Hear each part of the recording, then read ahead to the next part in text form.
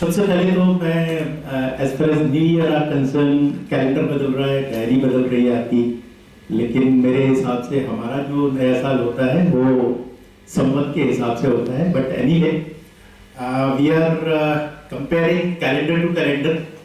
तो सबसे पहले हम बात करते हैं स्टॉक मार्केट की। स्टॉक मार्केट पर जाने से पहले मैं क्योंकि यहाँ मिक्स ऑडियंस है, बहुत सारे लोगों को स्टॉक मार्केट समझ में आता है, कई सारे लोगों को नहीं समझ में आता है, तो मैं आपको बता दूं कि स्टॉक मार्केट को हम जब जज करते हैं तो एक इंडेक्स है जिसे हम सेंसेक्स बोलते हैं। अब सेंसेक्स बेसिकली क्या है? सेंसेक्स एक 30 शेयर का एक बास्केट है और उस बास्केट में जो शेयर हैं उनकी हम कैलकुलेशन डेली बेसिस के आधार पर करते हैं, जिससे कि हमें ये पता चलता है कि आज का जो ओवरऑल सिनेरियो है वो मार्केट ऊपर गया या नीचे गया। आपके पास में जो शेयर्स हैं वो हो सकता है नीचे गए हो, मार्केट ऊपर हो, या फिर ऐसा भी हो सकता है कि आपके शेयर ऊपर गए हो और मार्केट नीचे हो। तो ये केवल 30 शेयर्स को दिखाता है। अब इसकी वैल्यू नियर अबाउट 72,000 के आसपास चल रही है। मैंने जो हैव्यूसे का जो ग्रुप है उसमें 2 क्लिपिंग्स शेयर किए हैं।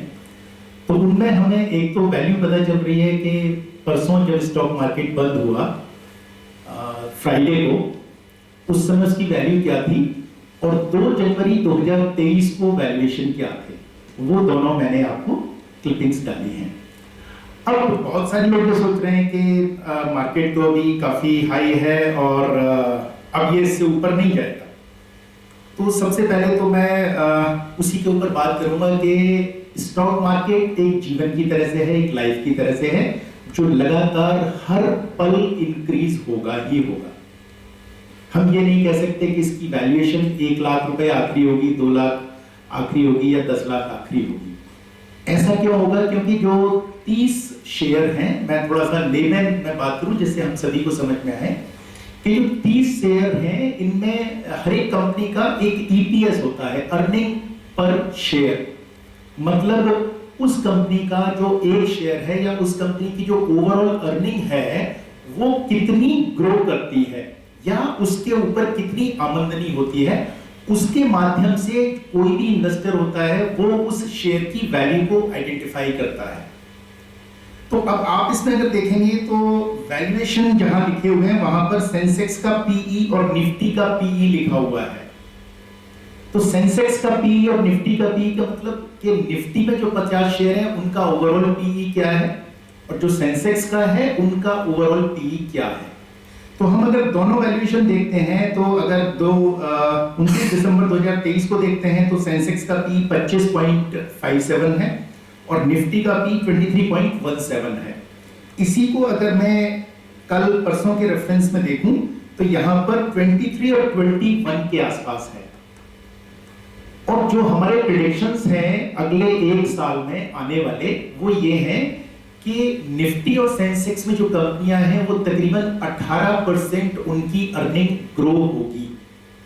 तो अगर हम पॉइंट को यहीं पर रखें तो भी यहां से सेंसेक्स तकरीबन 15% ग्रो करना चाहिए। So this is the conclusion as far as my opinion are concerned. अब क्या ऐसा 100% होगा? नहीं, इससे ज्यादा भी हो सकता है, इससे कम भी हो सकता है, बिकॉज शॉर्ट टर्म में जो स्टॉक मार्केट होता है वो फंडामेंटल्स पर नहीं चलता है बल्कि वो सेंटिमेंट्स पर चलता है। कल को अगर इजराइल हमास के ऊपर न्यूक्लियर अटैक कर देता है तो 10-15 दिन के लिए अक्रॉस द ग्लोब काफी सिचुएशंस खराब हो जाएंगी, मार्केट क्रैश कर सकता है। लेकिन अगर हम लॉन्गर ड्यूरेशन की बात करें, यहां से 2-3 साल की बात करें, तो यहां से हमें तकरीबन 15% का CAGR यानी कंपाउंडेड एनुअल ग्रोथ रेट आसानी से मिलने वाली है। सो दिस इज माय ओपिनियन और मैं कहूं कि जितना मेरी स्किल्स है और जितना मेरा पिछला 25-26 साल का तजुर्बा है वो ये कहता है। Then if I am talking about the inflation, तो मैं आपसे ये जानना चाहूंगा कि आप अगले 1 साल में अप्रेजल के बाद कितने % सैलरी हाइक चाहते हैं? What is the percentage you needed as a salary hike? सभी लोग कहेंगे कि मैक्सिमम मिले, 20% मिले, 25% मिले, लेकिन ये सैलरी हाइक आपको क्यों चाहिए? तो आपका आंसर होगा नहीं, महंगाई बढ़ रही है, महंगाई बढ़ रही है इसीलिए आपको सैलरी हाइक चाहिए। तो अब ये देखिए कि अगर मैं चाहे गवर्नमेंट सर्विस की बात करूं या प्राइवेट सर्विस की बात करूं, तो ये कंपनी आपको पैसे निकाल कर कहां से देगी? भाई आप चाहते हैं कि अभी मैं 1 लाख रुपए महीने कमा रहा हूं, अगले साल मैं 1,10,000 रुपए महीने कमाऊं, तो ये 10,000 रुपए आएंगे कहां से? कंपनी की ग्रोथ होनी चाहिए। अच्छा, आपको क्यों चाहिए? क्योंकि आप कहेंगे जी महंगाई बढ़ रही है। अब महंगाई बढ़ती है 5 या 6% और आपको चाहिए सैलरी 10% या 15% है। तो इसी तरीके से अगर मैं देखूं तो महंगाई अल्टीमेटली बढ़ती क्यों है? बिकॉज महंगाई का डायरेक्ट कोरिलेशन होता है डिमांड और सप्लाई के साथ में।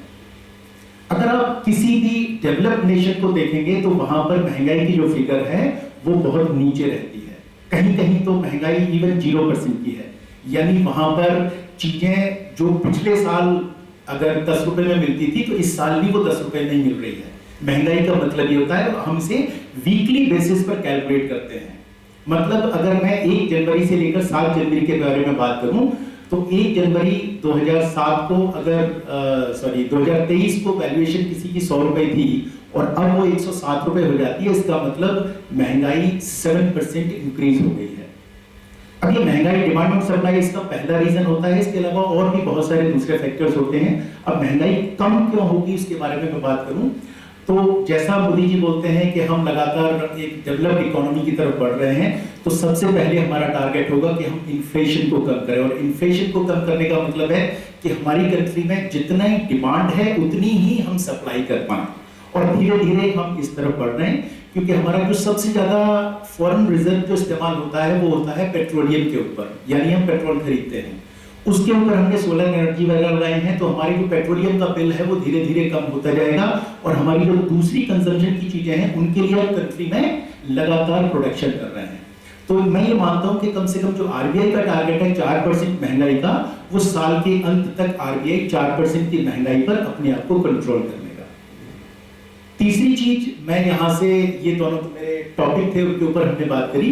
तीसरी चीज, आप हर हालत में कैसे भी करके, चाहे डायरेक्ट स्टॉक मार्केट में और या फिर म्यूचुअल फंड के माध्यम से एंट्री ले लीजिए। अदरवाइज जो यहाँ से बस चालू हुई है, जो ट्रेन चालू हुई है अयोध्या से, उसको आप मिस कर जाएंगे। क्योंकि अगर आप अपना सारा पैसा बैंक में रखेंगे तो आपका पैसा ग्रो नहीं कर रहा है, बल्कि वो एक तरह से एट पार है। और यहाँ से हमें तकरीबन 15 से 20% का अगले 10 से 15 साल में आराम से ग्रोथ मिल जाएगी। तो चाहे आप किसी के माध्यम से इन्वेस्ट करें या डायरेक्ट इन्वेस्ट करें, लेकिन इस बस को आप पकड़ लीजिए। So thank you so much and wish you all the best for 2020.